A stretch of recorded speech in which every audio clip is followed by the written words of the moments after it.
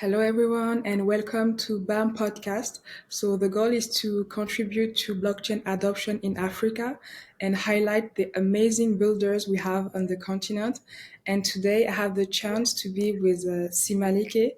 I'm really glad to be with him because he was actually one of the speakers for our event in Dar es Salaam. And he is also the founder of an organization that is using blockchain to have a positive social impact. He also does a lot of things, and during this conversation, he will share with us what he's been doing in Web3. So, hey, Simalike, how are you? Hey Diane, I'm very good, thank you. Great to be here. Thank you for having me on your show. Yeah, I'm well. We're just chilling in Dar. Very busy right now with organizing some events and saving the planet. Yeah, that's great. You are already teasing what we will be talking about. But before we go into what you are doing, could you also introduce yourself in like two sentences? My name is Simalike Musika, and I am a creative professional in the intersection of art, technology, and regeneration. Oh, that's great. And how did you develop this passion for art or with technology?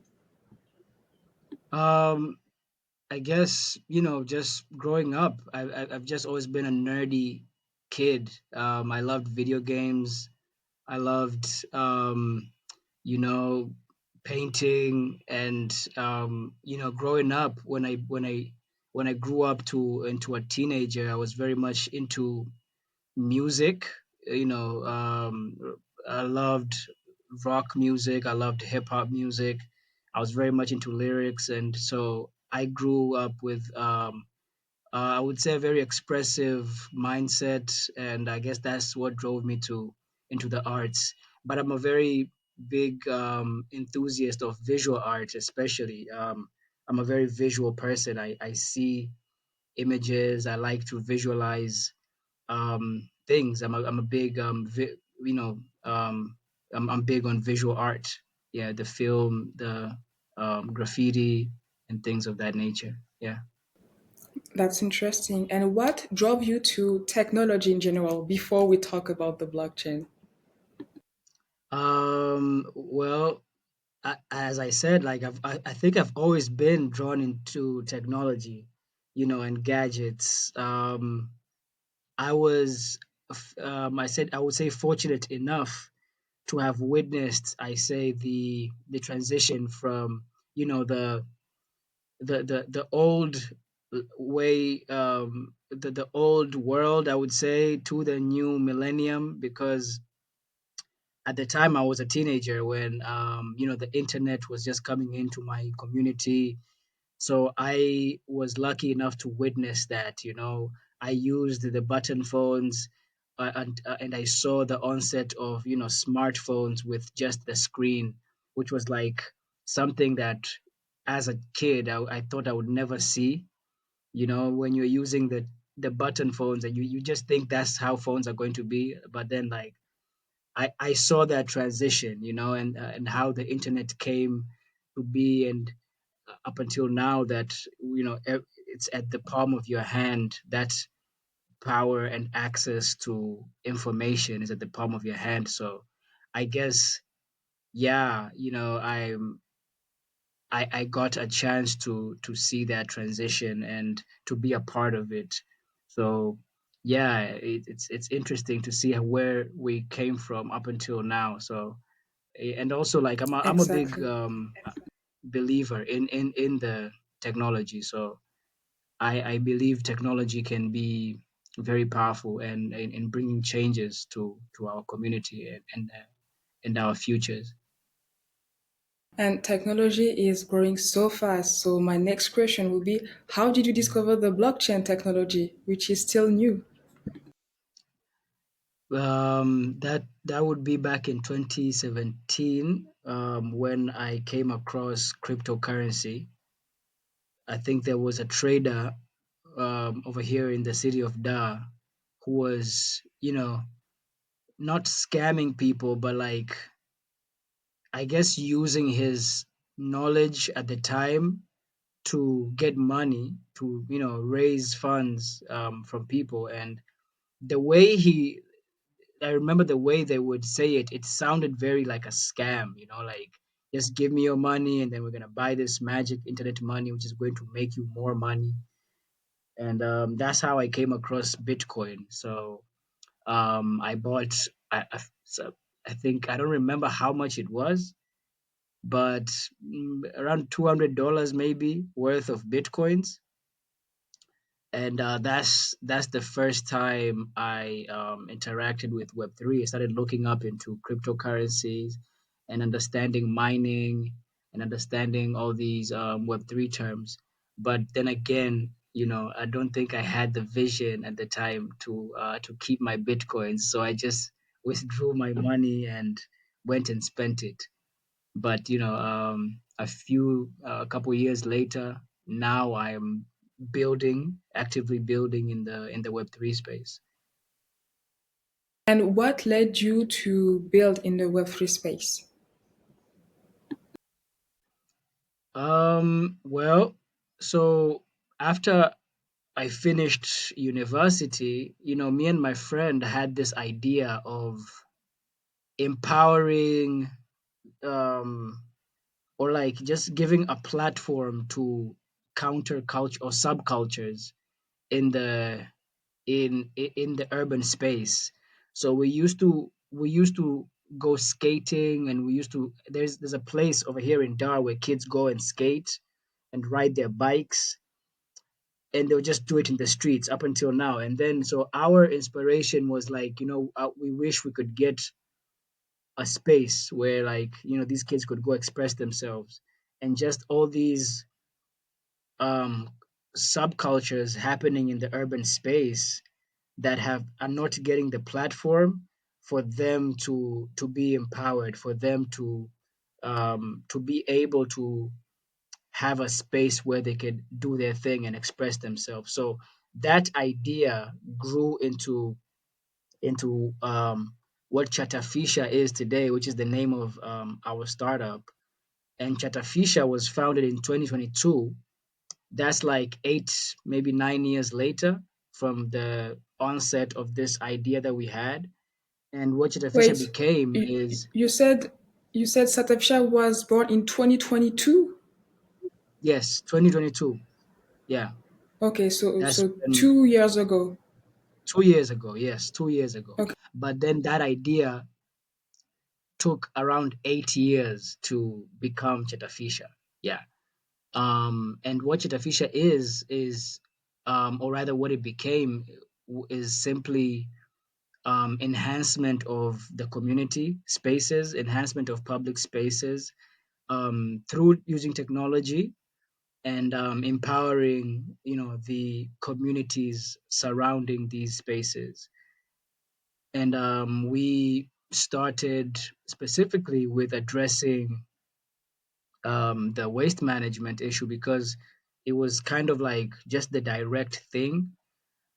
Because waste, if if you're from Africa, you know this, that waste is such an abundant, or like such a pressing issue rather. So it was kind of a no-brainer, when it came to like just how much leverage we can get from technology, and the amount of value we can build with Web3.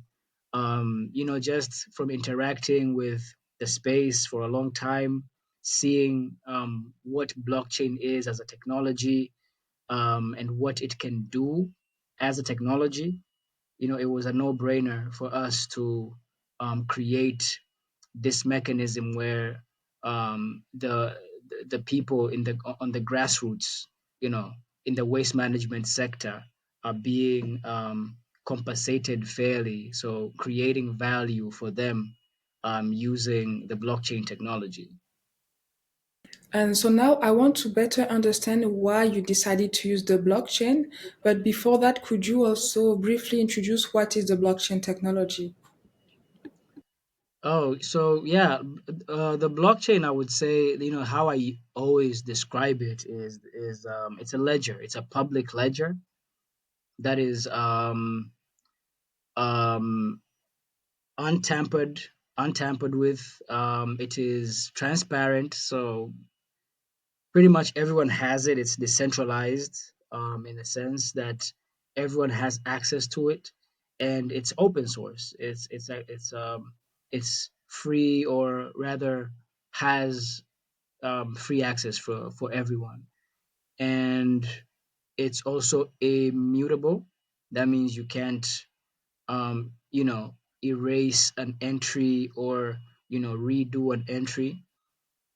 So it's just a public ledger whereby everyone has access to. So in layman's terms, if I had a book and you have a book and the whole world has this book, and every time someone puts down something in this book, everyone can see um, this data. So that is what a blockchain pretty much is, in my words. And why did you want to use the blockchain? Why was it useful for Shatafisha? Yeah. What like with the waste managers in specifically, the situation was that they were doing such an awesome, amazing job, and not just them, just like everyone, all these projects that are in the impact space, in the sustainability space, that are doing great efforts to save our planet, to preserve our resources, to preserve the future of our of our children and the young generation to come. um, this work was not being, I would say, it wasn't being accounted for well enough, and also it wasn't, they were not receiving the value that they deserve. So it was an issue of financial inclusion, but also an issue of, data that, you know from the impact that they're doing, it wasn't being stored anywhere. So with that, there was a lack of verification behind this impact. So that is what, or that is rather how we saw we could create value for them, by formalizing the work that they do through data. And this data could be stored in the blockchain, which is transparent, which is secure, which is, it's you cannot tamper it with, storing this data on chain, giving them access to that data that they have generated, and then creating value for them for the impact and the efforts that they're doing, these different impact projects, and then also linking now the investors, or rather the people who want to participate in that market and get some sort of profit from it. So we are the ones that are creating that platform. We are the ones that are making that possible for these two players. And if we want to contribute to Shatafisha or if we want to join Shatafisha, what can we do? How can we start? Yeah, we're on LinkedIn, we are on Twitter. We also have a website that's just www.chitafisha.com, Chitafisha DAO. So we have a website, and you can also catch us on our social media. Yeah. So now you introduce another very complex word for some people who don't know Web3. What is a DAO actually? Oh wow, yes, I didn't notice that. So a DAO is not hard to understand. It's pretty much a digital organization. That's how I like to define it. So it's just an organization, an office, but that is on the chain, that is on the digital space. So with the difference with a DAO and a traditional company or organization is that with a DAO, the structure is not hierarchical, whereby you have a CEO on the top, and then there is these people underneath him that take, orders from up going down, sort of thing. How a DAO works is that just people who care about a similar mission can get together and create their own governance system using code, using technology.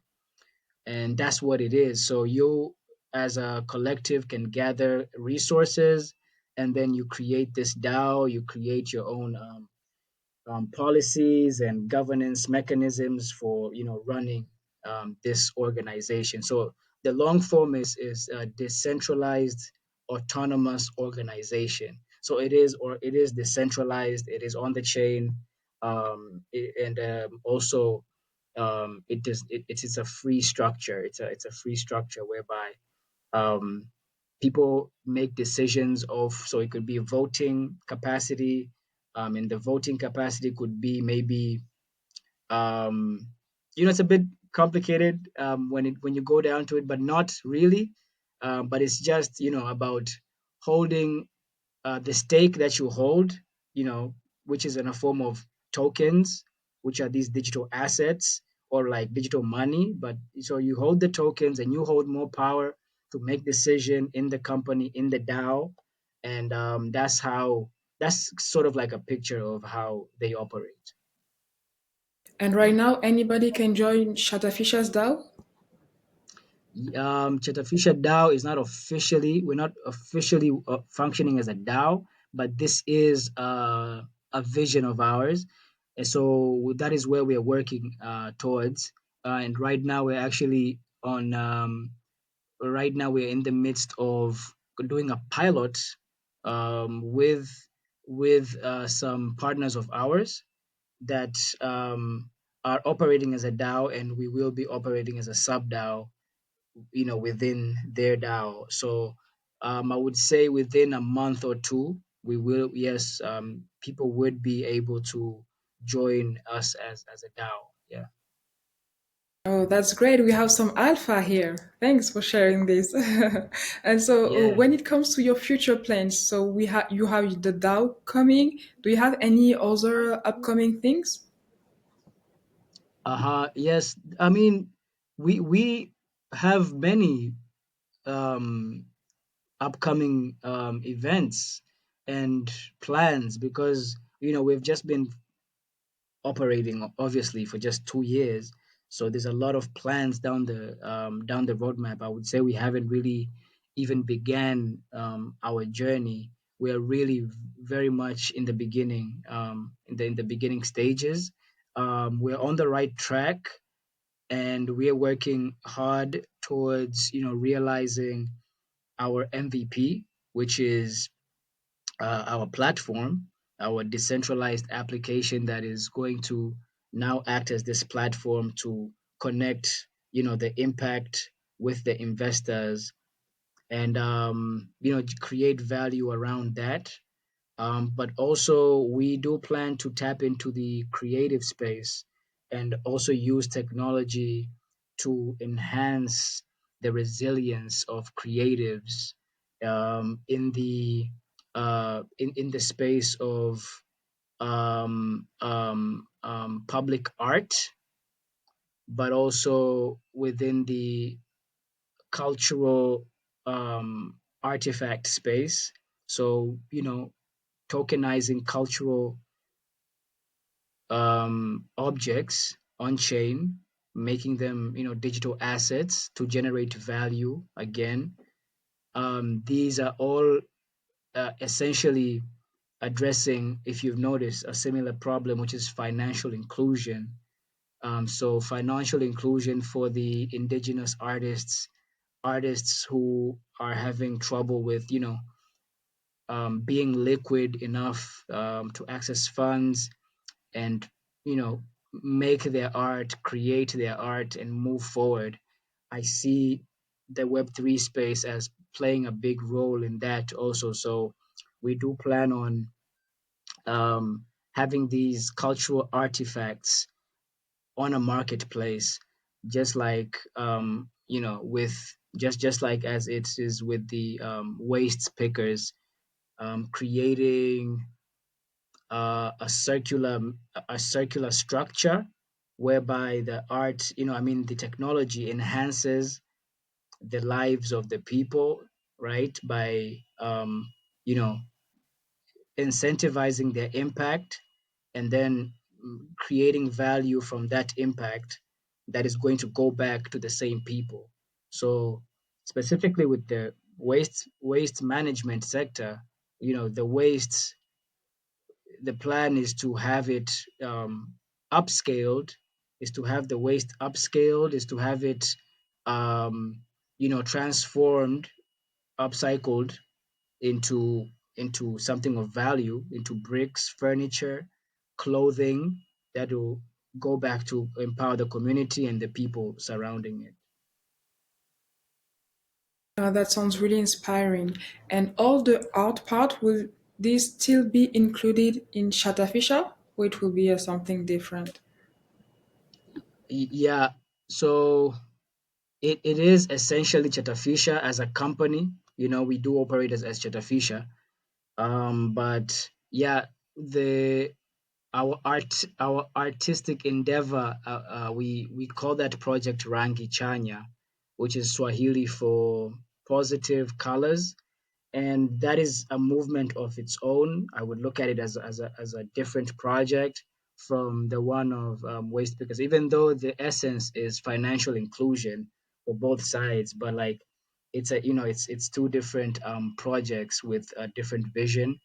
And definitely Rangichanya is something that we want to build a community around. Still, it's still not very developed yet, but we are on console building our community over there. So for anyone who wants to catch up with Rangichanya activities, we are on console, just pushing that agenda and bringing people on board with the creative, as far as the creative space is concerned, building that over here in Tanzania, getting people into the dialogue, speaking about these different ideas about AI and new tech, and how that translates into creativity, into human creativity, and just how we can participate as Tanzanians, but also as Africans in general. So I will put all the link in the description. And I love the meaning of Rangi Chanya, which means positive color, which leads Yeah. me also to ask you, what does Shatafisha mean? Is it also a Uh-huh. Swahili word? Yes, it's also a Swahili word. It means it comes from two words. Chatafisha comes from safisha, and the first word is chata, and the second word comes from safisha, which means clean, to clean, and chata means to leave a mark, right? Chata is a mark, so it's the essence of chatafisha is kwamba we are doing the cleaning or the regeneration, the renewal, and we are leaving a mark from that. Yeah. That's really inspiring, and we can see your sense of creativity even from the names Yes. of your different All projects. day. All day, yes. We play with the And now words, I like playing with words. yeah, that's really amazing. But now I also want to talk about the educational work you are doing. Because as I Yeah. said in the introduction, we organized an event, Blockchain Inda. You were one of the speakers. I think Yes. I talked to you on LinkedIn. And when I told Yes. Emmanuel, my co-founder, that I talked with the founder of Shatafisha, he told me, "Oh, Shatafisha, but I know this. They talked to us about it at the university."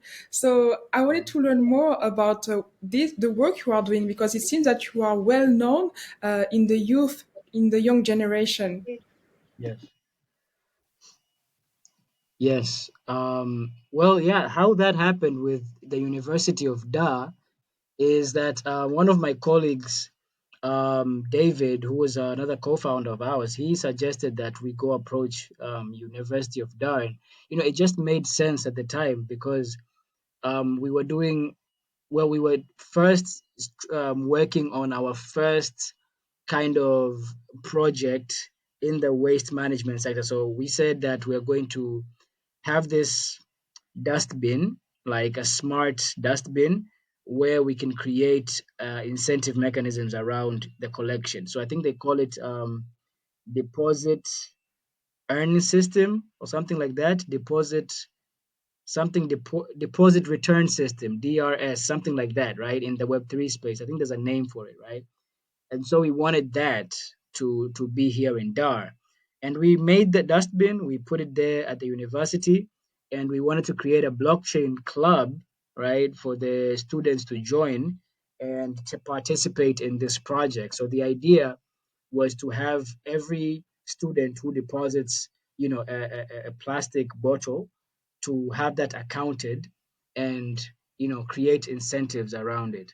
And that is still something that we haven't realized fully, but we do have the blockchain club initiated over there. We do regular meetups, with the organization over there. We do virtual calls every other month, but the plan is still to have that system in place where we could incentivize the collection of the plastic, and then of course channel that plastic into creating things for the students, whatever it would be, whether it's furniture, whether it's bricks to build the school, whether it's you know paper clips or just anything, stationery that will go back to empowering the students back. But that was that was our first project that we started with Chatafisha. So we engaged the IT students specifically of University of Dar. So we went at Co-ICT and we started that the club over there, which we're still interacting with.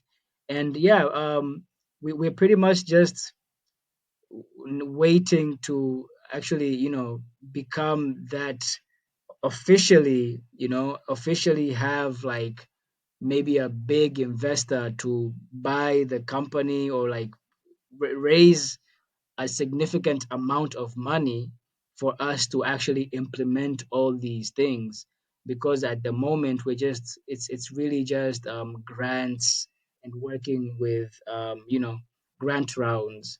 But yeah, bootstrapping, that's how all the startups begin. So that's the stage where we are. We're still bootstrapping. We're still working to realize and now manifest these projects to the fullest.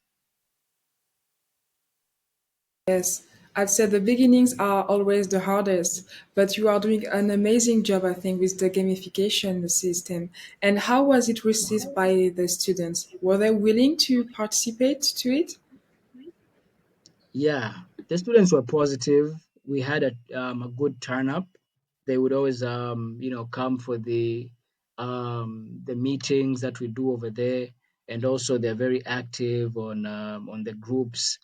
Though not all of them, and I think why the space is what is lacking still with the space is that the students and just generally everyone, the community, we need to see a tangible impact with the blockchain technology. We just they're waiting, or rather they want to see something that is going to be more practical and tangible in their lives, and see something work, before they understand fully what this space can offer and the value we can generate in the Web3 space. Because right now, most of of the knowledge is just in the crypto space and trading, buying of these coins and meme coins and making that kind of money, and not so much in the building aspect.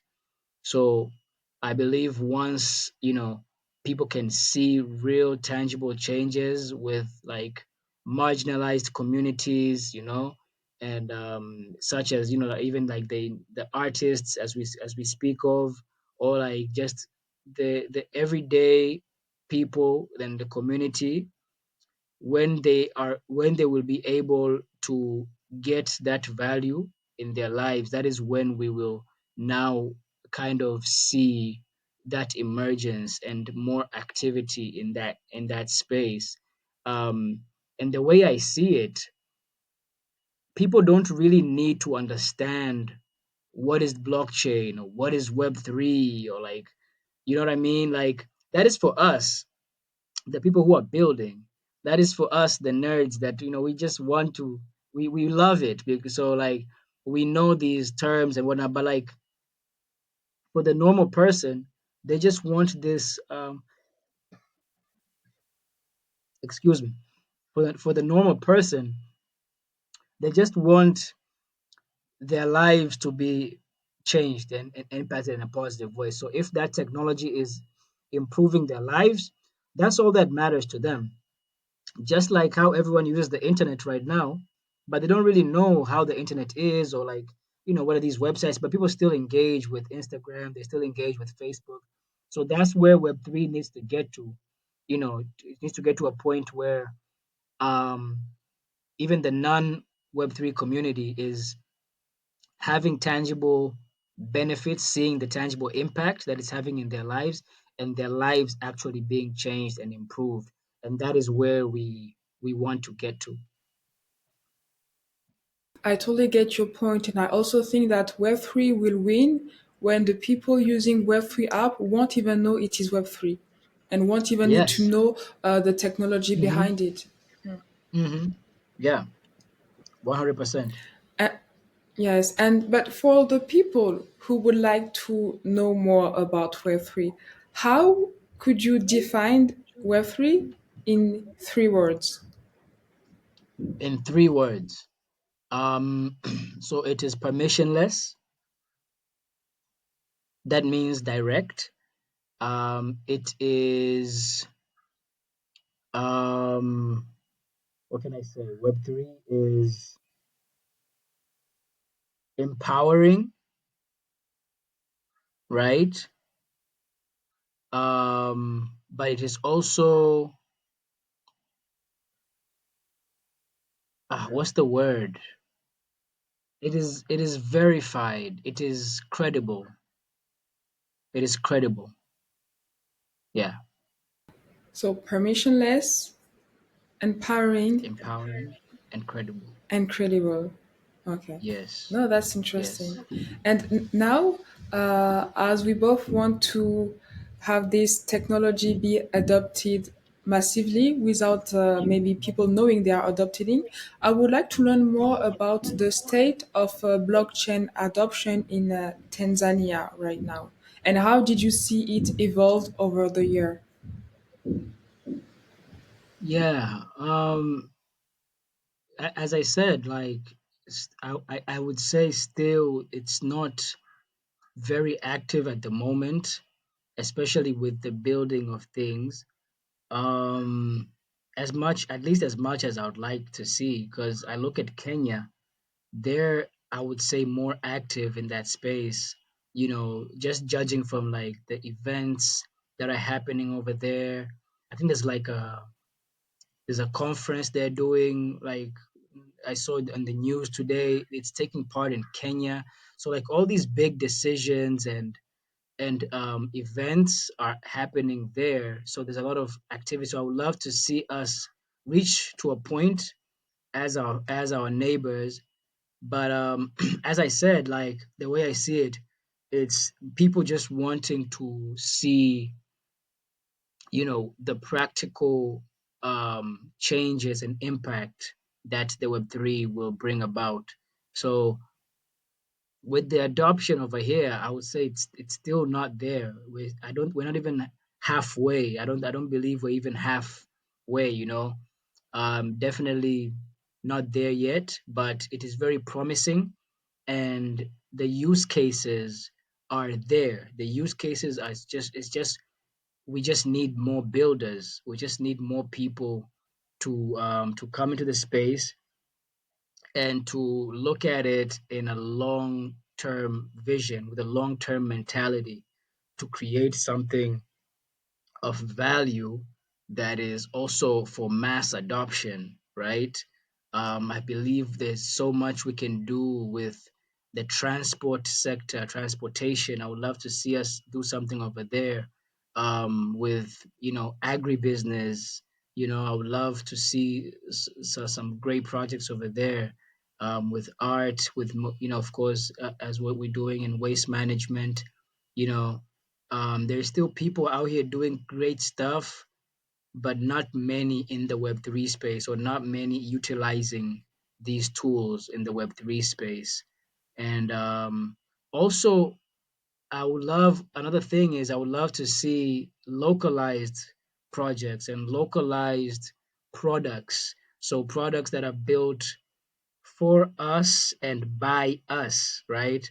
Um, Employing our own developers, engaging our own people in building these things, and not depending so much on, you know, these foreign products or products that are built abroad and just being brought here for us to utilize, or for us to give them numbers and to give them traction. So I would love to see something that is built locally, just like Chetafisha. We have built it from scratch. It is all owned by Tanzanians and built by Tanzanians. So that is something that I would love to see more of, and I believe that would make the space really grow. Also, when we could incorporate, you know, the other stakeholders. So if we could do something that is for mass adoption, labda with collaboration with the government, and once now like the government is using that tech for something that is for mass adoption, then I believe we will start seeing some significant progress. Okay, so to reach that goal, or at least to go toward that goal, we should collaborate more with the government, you think? I believe so. There's no escaping that, especially in the space of sustainability and regeneration. When we come to like, especially that, like it's a multi-stakeholder space. It's just a space that we have to collaborate. When we're trying to protect the planet, right? Like make products that are more friendly to the environment. There's a lot of players in the mix, right? There is the policymakers, there is the businessmen, there is the tech guys, there is the builders. There's all these people that majority of them are also like non-Web3, right? Like communities. So there is a very crucial it's important that we collaborate with other stakeholders in the space for us to progress and for them to adopt this technology. Yeah. And when it comes to builders, because you also said that there's not enough builders in Tanzania, what can we do to attract more builders or to inspire more builders to do some things in the Web3 space? Um, I think Web3 education. So more events, more events around in real life events, more live events around that space for education, to educate people on this. I would love to see more events happening, more people getting together to educate people, right? I was at a radio show just 2 days ago speaking about blockchain and regeneration, and talking about what we're doing on Chitafisha. These are very, very, very new concepts, not just locally but globally too. Like these are new concepts everywhere. Regeneration, regenerative finance, um, not new per se, but like in the way that they are right now, and in a manner that we're building right now, they are new in the sense that they are coming in a new kind of way, but of course, these are concepts that have always been there. Like, we talk about solar punk and that whole movement of harmonizing technology and nature. It's always been there. It's been there for centuries, but like this is just like a continuation of that, but also I see right now in particular, it's like a reinsurgence, like it's a re-emerging, re-emerging of this movement of regenerators and people who care for our rights and our environment, and who are willing to now to take the power in their own hands. And I believe that is what Web3 is all about. It's about putting the power back into people's hands, or at least in theory. Yeah. Totally agree with you. And do you have some other blockchain projects that really inspire you that you can share with us? Have I talked about Rangi Chanya? Did I talk about that? Yes, it's the event you're organizing. Yeah. Yeah. So like, okay, another part of that is also like public art for governance, for social governance. So I believe, there's an angle where we could approach it in a sense where the art, first off, reflects the people's aspirations, their dreams, their experiences, and then we could beautify our spaces. So we enhance the community spaces. We make these spaces regenerative. That is, we can just enhance these spaces in many ways. We can put free internet, okay, like or whatever it is, right? Just regenerate these spaces being co-habitual, and then after we augment the spaces, after we clean and enhance them, we can also enhance the art by putting it on chain, by tokenizing the art. And then, you know, this artwork now is not just a piece of art, but it's a piece of art that has a story to it, that has people's voices. And so by someone contributing to say this NFT, let's say we're making an NFT, we could fractionalize it and sell it, co-ownership. It's not absolutely yours. It's just people. It's a funding mechanism. It's a conduit for for the value to the community. So what is made from there goes to the community for their well-being. So I also would love to see that concept come to fruition, like art for governance, for social governance. Yeah, So I hope there's a builder who is listening to it who will maybe put this concept into reality. we're building it. We are doing it. Oh, okay. Oh, you are doing But if it. there's builders who want to join us, yes, they could. Let's join forces. Come join us. But yeah, we plan on doing that, and we Yeah, the actually more the applied for better. artisan. Yeah, yeah. We Oh, applied for artisan funds. And yeah, we are there. We are, you know, on their spaces talking about this project every other day. And yeah, trying working on getting people behind this idea. Yeah. well, I cross fingers. I hope you will get the grant or the funds from artisans. And right now, we want to have more builders to the space. So, what advice could you give to aspiring builders in Africa to join the space? Um, well, let's build. I believe this is a great opportunity for Africans. I'm very inspired myself. I don't know if I can give the inspiration. I'm very inspired from the builders that I see in Africa when I come across, you know, people from Ivory Coast, from Nigeria, from Kenya, from, all over Africa doing these different wonderful, amazing things. Yeah, but I would just love to see more collaboration amongst the African builders.